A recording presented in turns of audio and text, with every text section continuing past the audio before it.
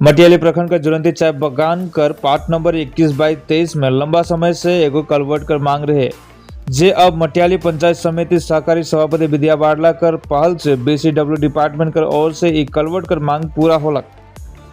बीते 15 दिसंबर के जलपाईगुड़ी जिला परिषद सदस्य सुनमिता कलांदी और विद्या बाड़ला कर हाथों से ई उद्घाटन समारोह में फीता काट के शुरुआत करल गेलक।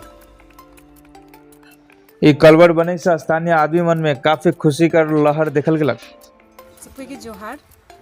आज हमरे मन हमिनकर जुलंती चाय बागान में 21/23 नंबर बूथ में आई।